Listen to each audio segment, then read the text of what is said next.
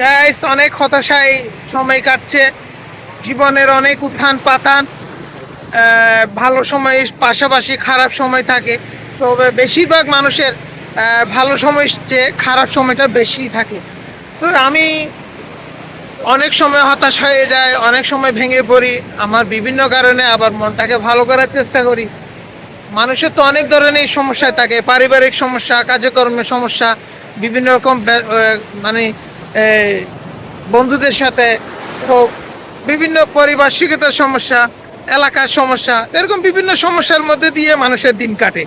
তো গাইস, আমি বলবো আপনারা মাঝে মাঝে এরকম সমুদ্র বন্দর বা নদীর পাড়ে সমুদ্রের ঢেউগুলা যদি আপনারা দেখে দেখে সময় কাটান বা এরকম কিছু সময় ঘুরে বেড়ান, কিছুটা হালকা হয়ে যাবেন। যে আমার এখন অনেক কিছু ভুলে গেছি, আমার মনটা খুব ফ্রেশ লাগতেছে, ভালো লাগতেছে।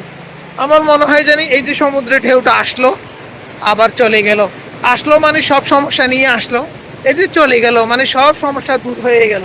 কেমন জানি একটা মনের ভিতরে একটা সমুদ্রের ঢেউয়ের ছন্দের সঙ্গে সঙ্গে, ও মাই গড, মানুষের জীবনের পরিবর্তন হয় এই ধরনের।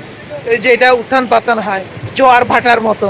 তো সেভাবে মনকে ডেভেলপ করুন, নিজেকে নিয়ন্ত্রণ করার চেষ্টা করুন। আশেপাশে মানুষে অনেক কিছু বলবে, সবার কথা সবসময় শুনতে নেই। নিজের মতো করে, নিজের পছন্দের, নিজের মনকে বুঝ দিয়ে নিজের মতো করে চলুন। নিজেকে সবার থেকে বেস্ট মনে করে নিজের কাজটা নিজের সময়ের মধ্যে শেষ করার চেষ্টা করুন। তো হয়তো অনেক ভালো কিছু পরিবর্তন হয়ে যেতে পারে, হয়তো কাছাকাছি যেতে পারে, তবু হাল ছাড়া উচিত নয়, এগিয়ে যান। সবাইকে এই প্রত্যাশায় এখান থেকে বিদায় নিচ্ছি।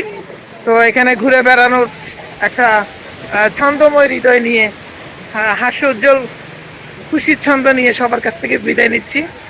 টাটা।